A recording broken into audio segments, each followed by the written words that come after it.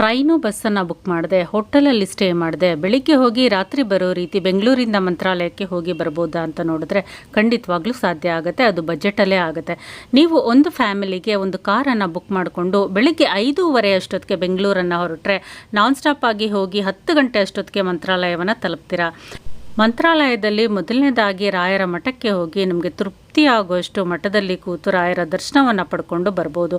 11 ಗಂಟೆಗೆ ಉಚಿತ ಭೋಜನಾಲಯ ಶುರುವಾಗುತ್ತೆ. ಅಲ್ಲಿ ಉಚಿತವಾಗಿ ಭೋಜನವನ್ನು ಸಹ ಮುಗಿಸ್ಕೊಂಡು ದೇವಸ್ಥಾನದ ಅಕ್ಕಪಕ್ಕ ಇರುವಂಥ ಶಾಪ್ಗಳಲ್ಲಿ ಶಾಪಿಂಗು ಸಹ ನೀವು ಮಾಡಿಕೊಂಡು ನಿಮಗೆ ಇನ್ನೂ ಜಾಸ್ತಿ ಟೈಮ್ ಇದೆ ಅಂತ ಹೇಳಿದ್ರೆ ಮಂತ್ರಾಲಯದಿಂದ 15-20 ಕಿಲೋಮೀಟರ್ ದೂರದಲ್ಲಿರುವಂಥ ಪಂಚಮುಖಿ ಆಂಜನೇಯ ಸ್ವಾಮಿ ದೇವಸ್ಥಾನ, ಬಿಚ್ಚೋಲೆ ಏಕಶಿಲಾ ಬೃಂದಾವನ ದೇವಸ್ಥಾನ, ಅದರ ಪಕ್ಕದಲ್ಲೇ ಇರುವಂಥ ಅಪ್ಪಣ್ಣಾಚಾರ್ಯರ ಮನೆ, ಇವುಗಳ ದರ್ಶನ ಪಡ್ಕೊಂಡು ನೇರವಾಗಿ ಬೆಂಗಳೂರು ಕಡೆ ಹೊರಟು ಅನಂತಪುರ ಡಿಸ್ಟಿಕ್ಟಲ್ಲಿರುವ ಲೇಪಾಕ್ಷಿ ದೇವಾಲಯಕ್ಕೂ ಸಹ ಭೇಟಿ ಮಾಡ್ಬೋದು.